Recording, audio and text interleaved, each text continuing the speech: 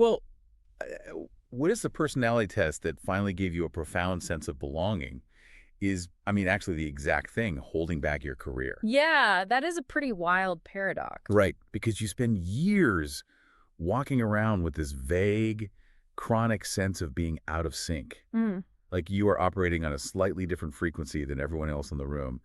And then, you take a test, you get a four-letter acronym or a specific label, and the relief is just immediate. Oh, totally. But today, looking at this stack of research we have on personality frameworks, we are uncovering how that initial relief can quietly morph into a psychological cage. Yeah, and that transition from validation to limitation happens almost invisibly. I mean, we are looking at a landscape that is just saturated with these Oh frameworks. yeah, everywhere. Right, people are embedding their Myers-Briggs types in their dating profiles, their social media bios. Email signatures, I've seen it in email signatures. Yes, email signatures, exactly. And the urge to categorize ourselves is incredibly powerful because, well, the brain craves cognitive closure. Okay, let's unpack this a bit, because we want diagnosis, right? Right, we want to know definitively who we are and why we struggle. And I was looking through our sources, and the unifying theme here isn't about debunking these tests at all. No, not at all. It is really about decoding the hidden traps of labeling yourself. Yeah. And more importantly, shifting the focus away from trying to fundamentally, fix your personality. Yeah. Instead, we are looking at how to engineer a daily environment that actually fits your psychological baseline. Because that shift from internal blame to external adjustment is where behavioral science actually shows real results. Right. When we look at the initial aha moment people experience, say, finding out they have an I preference for introversion or an N preference for intuition, it functions mechanically to reduce cognitive load. So you go from a highly emotional, self-critical narrative to a neutral, structural one. Exactly. It's like, imagine you have a car making this unpredictable, aggressive, rattling noise. Oh gosh, the worst. Yeah, right. If you don't know anything about cars, you drive around in a state of low-grade panic. Yeah, you think you're a terrible driver. You think the engine block is Cracking. cracking. Exactly. You're bracing for a total breakdown. Yeah, and then a mechanic listens for 2 seconds and says, oh, that's a loose heat shield. Right. And the car is still rattling. The noise hasn't stopped at all. No. But your relationship to the noise completely changes because Yeah. you have a specific neutral vocabulary for it.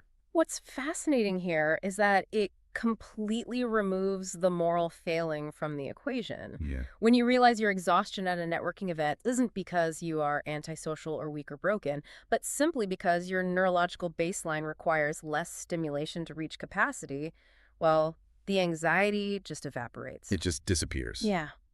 The MBTI framework, for all its academic criticisms, is a brilliant delivery system for this kind of relief. It gives people a shorthand to externalize their internal friction. But the danger our sources highlight is what happens the day after you get that mechanics diagnosis. Right. The day after. You take that profound relief and you accidentally weaponize it against your own potential. We call it the trap of the life manual. Yeah. People tend to take their results and treat them as an immovable life sentence. You hear it all the time. People say, well, my results say I am an INFP, so I shouldn't even try to lead this project. Oh, wow. Or I'm an INTJ, so I just lack the empathy required for this kind of client management. It becomes a self-fulfilling prophecy. You lock yourself in a box that you willingly bought. Exactly. But I have to push back here for a second because isn't the fundamental promise of a personality test to tell us exactly who we are? Well, sort of. I mean, if I spend 20 minutes answering questions about my behavior, I want a definitive answer on my identity. If I can't use it as a manual to make life decisions, what is the whole point of the framework? The point is to use it as a starting hypothesis, not a final verdict. Okay. Human behavior is far too context-dependent to be cleanly sliced into static binary choices. We have this concept in psychology called trait activation theory. Trait activation theory. Yeah.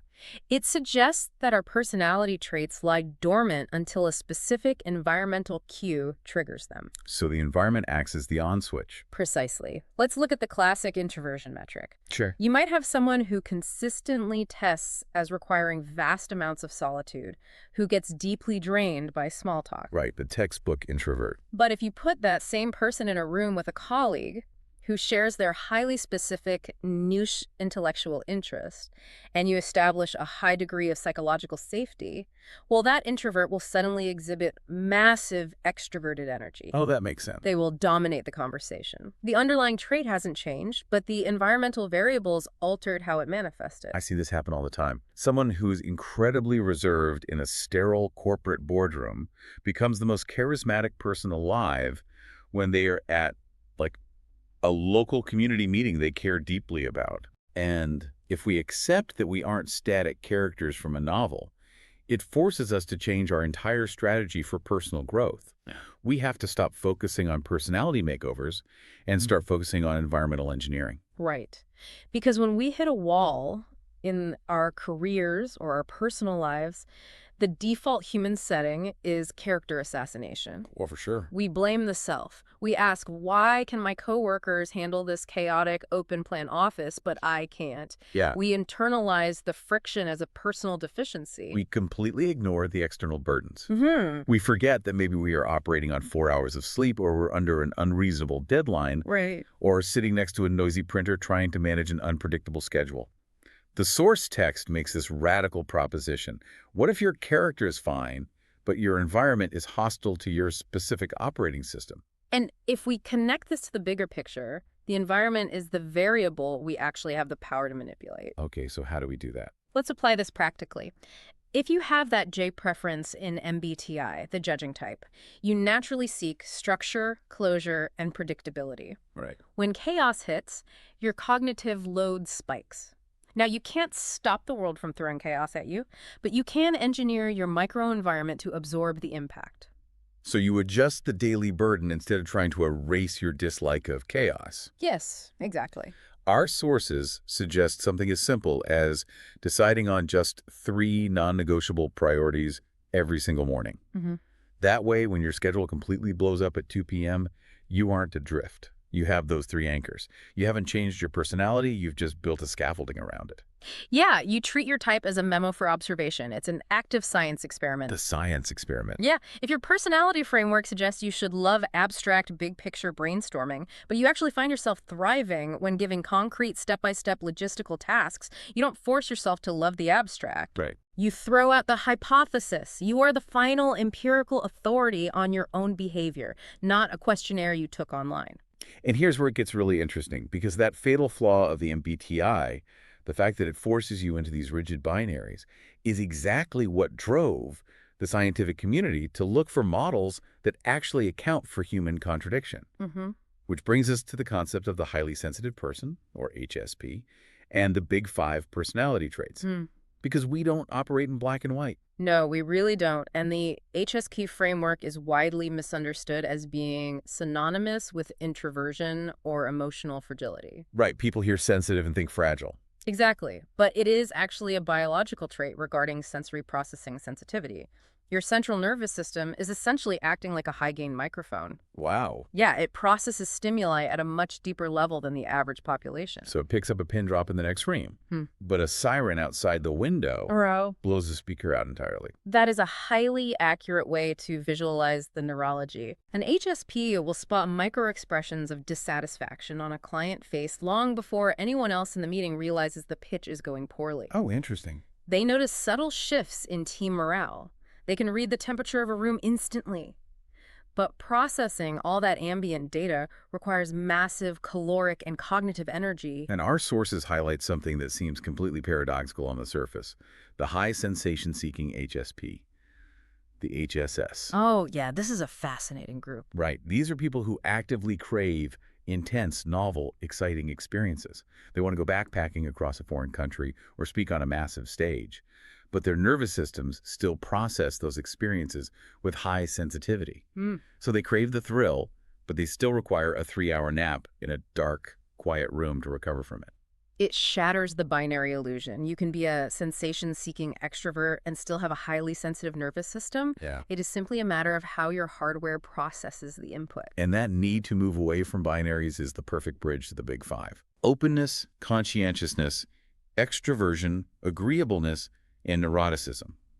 If the MBTI is like sorting music by genre, saying this song is country and this song is hip-hop, The big five is like sitting at a professional soundboard equalizer.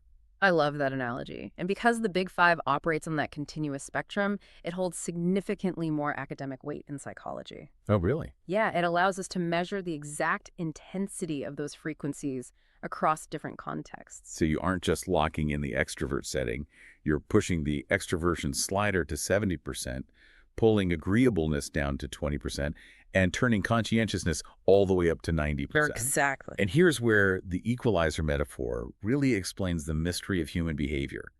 You can adjust those sliders depending on the room you are standing in. And that goes right back to trait activation theory. The sources point out a common phenomenon. Someone who is ruthlessly conscientious at the office. Okay, yeah. Their inbox is at 0, their calendar is color-coded, their projects are delivered early. We all know that person. Well, right. But you look at their personal life and their house is a disaster. Their laundry is piled up and they consistently forget to pay their personal utility bill. So if they were taking a binary test, they would feel like an imposter. They'd think, well, I can't be a conscientious type if my bedroom looks like this.